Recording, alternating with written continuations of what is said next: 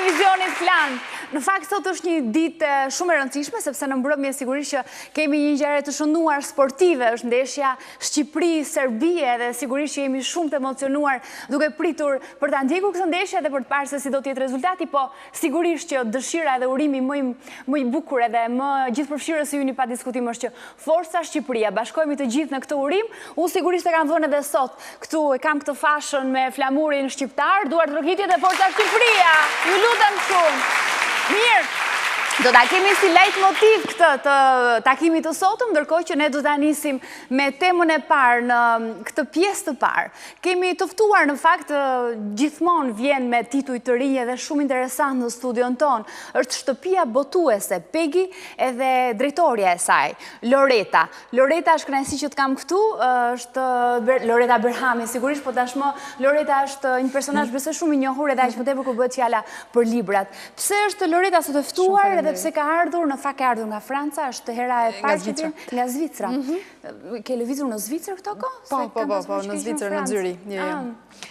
Pas lindjes të djalit, Leonit, kështu që e urojmë Loretën ndërkohë edhe me jetë gjatë, edhe me shumë fat Leonit të vogël. Ndërkohë, një tjetër risi pra e shtëpisë botuese Pegi është pikërisht edhe romani Jane Eyre. Është në fakt një klasik i jashtëzakonshëm, i cili çuditërisht vetëm është botuar për herë të parë vetëm tani në gjuhën shqipe. Një nga romanet më të bukura në botë, një klasik i pamposhtur i Charlotte Brontë. Një roman i cili ka parë ekranizime të shumta, të pafundsi asnjë roman tjetër, dhe që çuditërisht pra s'është përkthyer asnjëherë. Me siguri si ka mundësi që ka ndodhur kjo? Si e shpjegon? Koincidenca, po? Që nuk është përkthyer këtu asnjëherë. Unë kam vrarë mendjen gjatë, mendoj që letërsia angleze këtu në Shqipëri ka qenë pak e eklipsuar nga Dickensi. Diskutohet që është një nga shkrimtarët më të mëdhenj, nuk po diskuton askush, nuk po bën relativizëm askush këtu, por fakti është që këtu të tjerë shkrimtarë anglezë që kanë bërë, janë kthyer në mite, siç është Jane Eyre dhe Charlotte Brontë, apo edhe Jane Austen vetë është përkthyer, shumë pak është përkthyer faktikisht vetëm Pride and Prejudice këtu në Shqip, ndërkohë që gjithandej është një ikonë e jashtëzakonshme, edhe ajo është ekranizuar jashtëzakonisht shumë. Këtu keni si duket për arsye të historisë sonë, Dickensi ka pasur rolin liderit absolut, edhe janë anashkaluar këta autorët e tjerë, edhe sepse janë shumë të vështirë ndoshta të përkthehen. Dhe me qëra rasti, dua të përmend që në fillim punën e jashtëzakonshme që ka bërë përkthyesja zonja Alina Karaulli me këtë libër, që mendoj ishte, do thoya, një nga sprovat më të vështira dhe më të mira që ajo ka pasur deri tani. Thjesht një fjali në fakt e shkëputur nga ky libër. Unë nuk jam zog dhe nuk arjet të më zërë në Grack. Unë jam një qenie njerëzore, e lirë, me vullnet të pavarur. Kjo është Jane Eyre. Kjo është Jane Eyre. Një vajzë e budimshme, historia e së cilës vjen në këtë libër, e rrëfyer jashtëmase bukur. Për parantezë ta them që kam arritur diku te faqja 100 duke lexuar, edhe me thënë të drejtën e kisha shumë merak të momentin e takimit edhe të folurit për librin, se s'dua të mos zbulohet në fakt historia, por gjithsesi ne do ruajmë që mos shuajmë kuriozitetin, por ndërkohë dhe të flasim për këtë roman të bukur. Ajo çfarë mund thuhet për t'ju kthyer frazës që sapo lexove. Ky roman është shkruar në shekullin e 19. Është, domethënë, edhe autori jetonte në shekullin e 19 dhe e ka shkruar për bashkëkohësitë e saj, për Anglinë viktoriane. Dhe të thuaj një femër, sidomos personazhi i këtij libri që është një jetime, e braktisur dhe e abuzuar nga të afërmit e saj që nuk ishin prindrit natyrisht sepse ishte jetime, po të themi tetoja. Në fillim e abuzonte, pastaj e braktis dhe e Jane Eyre, siç e ke lexuar që në fillimet e librit, gjendet në një kolegj ku ajo rritet vetëm. Pra, nuk mund të themi që kishte situata ishte e tillë që Jane Eyre të krijonte një vetbesim të jashtëzakonshëm, secili nga ne do ishte shumë i frikësuar. Aq më shumë në shekullin 19, një grua e cila në atë situatë shoqërore nuk ka të drejtën as të ketë pronë, as të votojë, as të punojë. Kjo është realiteti, kjo ishte realiteti i gruas, arrin të thotë, unë nuk jam në një zog dhe nuk mund të futesh në kafaz, unë jam një qenie e lirë me vullnet të pavarur. Ishte një nga pohimet më trembëse, më shkataruese për atë kohë, më revolucionare, dhe faktikisht kur libri doli, pati një sukses të jashtëzakonshëm midis lexuesve, por u dënua nga një pjesë e kritikës si një libër me tendenca revolucionare, rebele, me antifetare, amorale, sepse në libër ka skena shumë të vogla, pasioni, por ishte e papranueshme. Pra, theu shumë tabu. Kjo thyrje e tabuve nga ana tjetër e bëri që të pëlqejë nga publiku masiv dhe suksesi i parë vazhdoi i bëri jehon në gjithë kohën, aq sa është kthyer tashmë është klasik sepse nuk ka dalë kurrë nga qarkullimi. Është një libër që edhe sot e kësaj dite vazhdon shet dhe lexohet në mas. Është ekranizuar 27 herë, më shumë se çdo libër i shekullit të 19. Charlotte Brontë ka marrë statusin e një autore që quhet si pararense e Joyce-it dhe Proustit, pra ajo i ka kënduar ndërgjegjes individuale në mënyrë shumë të veçantë për kohën e saj. Ky roman pra bëri me vërtet një revolucion. Ne ndërkohë që flasim do të sjellim edhe një nga llojet e ekranizimeve që janë bërë 27 të tilla, po është BBC-ja gjithashtu që ka realizuar në vitin 2006 një miniserial të Jane Eyre-it. Pikërisht pra në vitin 2006. Dhe i sjellim këto pamje dhe për të krijuar idenë e atmosferës në cilin zhvillohen edhe ndodhin ngjarjet e këtij romani. Jane Eyre është historia pra e një vajze, nis rrëfimi që nga fillimet e saj, domethënë kur ishte e vogël që nga fëmijëria e saj, dhe më pas vazhdon. Unë e kam lënë te momenti kur ajo ndalon me rrëfimin e fëmijërisë së saj dhe tashmë duket që kanë kaluar 10 vite e kërkon të largohet nga kolegji. Çfarë ndodh në mënyrë të përgjithësuar, kryesisht historia, sinopsi? Atëherë, Jane Eyre, po bëj një mini parantez të vogël, në botimin e saj të parë, u botua në pseudonimin Currer Bell si një autobiografi. Pra, deri diku ka mbetur fakti që Charlotte Brontë ka dhënë diçka nga vetja e saj aty. Dhe gjithë libri, edhe kjo është një risi, ishte një nga herët e pakta dhe të para ku i drejtohej lexuesit me fjalën ti. I dashur lexues unë po të tregoj, pra ishte një vetë rrëfim.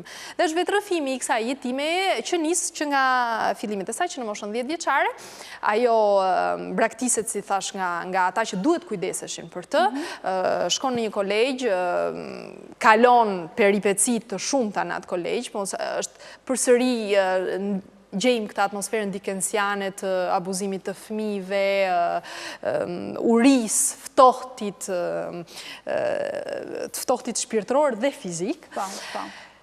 Dhe, më falë? Jo, duhet të shikoj pamjet dhe të mundohemi të gjejmë. Këtu jemi në kolegj, domethënë, në këto pamje është pak a shumë momenti... janë këto kufjet klasike, pra vajzat ishin shumë të... Ende një vajzë vogël në periudhën e parë të jetës së saj, që rrëfehet. Dhe duke qenë se ajo është dëbohet për në kolegj e etiketuar si një fëmijë i ligë, dhe kolegjit dhe mësuesit dhe drejtori i kolegjit e identifikojnë, automatikisht ajo kthehet në një individ të përjashtuar nga ai komuniteti i vogël që ishte dhe jo shumë i ngrohtë i atij kolegji. Sidoqoftë Jane Eyre rritet, del nga kolegji dhe vendos të bëj një jetë pavarur. Pra, dhe kjo ishte risia më e madhe, përsëris një vajzë 18 vjeçare, 20 vjeçare, ai sa Jane Eyre kur del nga kolegji, të doj për atë kohë, të kërkoj një punë, që të gjej pozitën e saj, dhe të respektohet, të fitoj lekët e saj, ishte një gjë e pa imagjinueshme, mos harrojmë që edhe sot për shumë njerëz është deri diku thyrja e disa tabuve. Dhe në këtë peripeci ajo do shkoj si guvernante, ose të themi si një mësuese e brendshme për një fëmijë të vogël në një kështjell, ose të themi në një shtëpi shumë të madhe dhe të dikujt që është të një aristokrati. Aty do njihet me individ të rinj, pra futen personazhe të reja, midis të cilës edhe punëdhënësi i saj. Do ndodhi diçka midis të dyve dhe nuk do zbuloj më tutje, por mund të them këtë që Jane Eyre... Është një histori dashurie, apo jo? Ka një histori dashurie të rëndësishme. Ka një histori dashurie të rëndësishme. Do thoja që është pjesa më e rëndësishme e librit. Ajo që ndodh është që ajo zbulon disa... Deri diku duket sikur kjo histori dashurie do kurorzohet, përtej çdo aspektative të lexuesit, se përsërisim ai është aristokrat, kjo është një jetime. Dhe ndodh diçka që ëndrat e Jane Eyre të prishen dhe Jane Eyre duhet të për herë të parë i paraqitet në jetën e saj një kryqëzim, një dyzim rrugësh, është rruga e lehtë, një udhkryq, rruga e lehtë dhe e pa drejtë, rruga e pa moralshme. Sidomos nëse flasim për moralin e asaj kohe, diskutohet çdo gjë duhet futet në kontekst, por mësimet ekzistojnë. Pra është rruga e lehtë që do i sillte asaj lumturinë e menjëhershme. Dhe pasojat do ishin shumë të vogla. Dhe është edhe rruga e shumë e vështirë, po e drejtë dhe e moralshme. Dhe aty për herë të parë zbulojmë, do thoja unë, thellësinë e personazhit, fuqinë e personazhit, ajo që na frymëzon të duam të jemi si Jane Eyre. Është momenti ndoshta ta lexojmë atë pjesën tjetër që juve keni shkëputur për të sjellë në kopertinën e mbrëmje të librit, është vërtet shumë e bukur. Do ta lexosh ti atë. E lexoj unë. Mendoni se mund të rrihet të bëhem një hiç për ju, mendoni se jam robot, makinë pa ndjenja, dhe se mund të duroj të marrëmbejnë kafshatën nga goja dhe të paktin ujë jetë dënës nga kupa? Mendoni se me që jam e varfër, e panjohur, e shëmtuar dhe e vogël jam pa shpirt dhe pa zemër? E keni gabim. Kam po aq shpirt sa ju dhe zemër po aq të madhe. E nëse Zoti do të më kishte dhuruar bukuri dhe pasuri, do t'ju a kisha bërë të vështirë të më linit, siç e kam tani unë të vështirë t'ju lë. Tani nuk po ju flas sipas zakoneve, traditave, madje as nëpërmjet trupit vdekatar. Është shpirti im që i drejtohet shpirtit tuaj, si të kishim shkuar të dy për te i varrit dhe të qëndronim para këmbëve të Zotit të barabartë, ashtu siç jemi. Shumë e bukur edhe që flet shumë për Jane Eyre, Flet shumë për Jane Eyre. Duhet jetë një histori prekse, duhet jetë shumë prekës në fund, apo jo? Fundi është pozitiv, dhe kjo është një nga arsyet pse ky roman ka frymëzuar kaq shumë njerëz, sepse deri diku është historia e individit që nuk di të veçohet nga turma në mënyrë të veçantë, e një individi të zakonshëm, jo shumë të bukur, jo shumë tërheqës, jo shumë të zgjuar, as të pasur, asgjë. Personit mesatar, i cili jo vetëm arrin të thyej barierat shoqërore shumë të forta, klasore që ishin dhe asokore, por që ekzistojnë dhe sot, jo vetëm arrin të thyej këto bariera, po arrin të kurorëzoj ëndrrën romantike që të gjithë nga ne do kishim. Pra Jane Eyre është eroinë për te faktit që bën një zgjedhje, bën zgjedhjen e vështirë, bën zgjedhjen e dur, dhe kjo zgjedhje e dur e çon në kurorëzimin e asaj që ajo do të donte. Prandaj është një, si do thoya, është një libër shpresdënës. Prandaj dhe shumë njerëz e lexojnë dhe vazhdojnë, dhe unë e kam lexuar 20 herë mendoj në jetën time, sepse është nga ata libra që kur ndjehesh keq, e merr lexon këto fjalët e kësaj dhe frymëzohesh. Është libër vërtet shumë i bukur. Unë e them nga ato 100 faqe që kam lexuar deri tani, duket voluminos, por lexohet me një frymë, sepse ikën shumë shpejt. Kështu që ju rekomandoj të gjithëve sepse do ta shijoni. Ndjehet që në faqen e parë, që në fjalën e parë madje. Ndjehet shija e mirë e këtij libri, kështu që nuk duhet humbur. Vjen për herë të parë në gjuhën shqipe, aq më tepër, edhe është një klasik i cili s'bën duhet jetë në bibliotekën e gjithë secilit. Nëse keni bibliotekën sigurisht që ky duhet të shtohet aty, po edhe nëse jeni duke e ndërtuar, e keni të vogël, është një nga librat me patjetër që duhet jenë pjesë e listës së librave tuaj në shtëpinë tuaj. Loret, unë të falenderoj që ti e ke sjellë të libër në gjuhën shqipe dhe shikoj që ke gjithmonë këtë dëshirën për të sjellë klasikët. Duket sikur klasikët në një farë mënyre lexohen vetëm në një moshë të caktuar edhe për të rriturit ndoshta është vështirë t'i kthehen klasikëve. Do më duket sikur në të ri më tepër pëlqen edhe është koha kur ato lexohen. Por ti ke një këmbgulje të jashtëzakonshme për të sjellë sërish klasikët e mirë në gjuhën shqipe. Unë mendoj se klasikët e para gjithash, për kufizimi një klasiku është një libër që nuk i ikën kur mesazhi. Dhe për këtë i kanë rezistuar testit të kohës, nuk bëhet më fjalë për një letërsi komerciale, po bëhet fjalë për një letërsi që është mirësfilli me vlera. E para, e dyta kanë qenë kryesisht libra që mua më kanë formuar, dhe unë mendoj sa herë kam ardhur këtu, kam munduar të transmetoj mesazhin që unë kam marrë nga ato libra, secili pastaj e lexon librin me sytë e tij, me lentet e tij, dhe nuk dua të bëhem mësuese. Por para se të lexojmë libra të tjerë komercial, pse jo edhe klasik që janë të lexueshëm, se e kuptoj që ka disa të tjerë që janë më të vështirë. Ky është një klasik lexueshëm. Është një klasik i lexueshëm i cili duhet patjetër nuk duhet humbur. Jane Eyre, e shohim edhe një herë pra kopertinën e këtij libri, të cilin e gjeni tashmë në të gjitha libraritë të Tiranës, po edhe të Shqipërisë, besoj apo jo. Jane Eyre nga Charlotte Brontë, një nga romanet më të bukura në botë, një klasik i pamposhtur. Faleminderit Loret, një pyetje të fundit, sot do ta ndjekësh ndeshjen? Po patjetër. Kemi atë foton e bukur me flamur të cilën do ta sillim her pas here sot në program. Ja, kemi sa për të frymëzuar, për të motivuar Forca Shqipëria sot të gjithë bashkë. Po pse ka që fjetur publiku sot?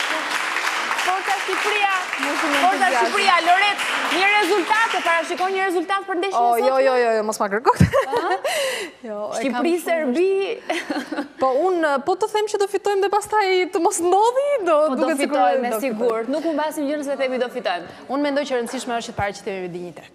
Me dinjitet. Edhe të mos ndodhin asgjë të keqe. Atje unë Normalisht do të ndodhi, shpresoj që fitoria më e madhe do ishte të paraqitemi me dinjitet dhe të mos ketë incidente. Po. Të tregojmë që jemi një popull. Forca Shqipëria. Absolutisht. Të falenderoj shumë, edhe shumë suksese Loret. Ishte kënaqësi që të pata këtu. Ne kemi publicitet, pas pak me të tjerë të ftuar.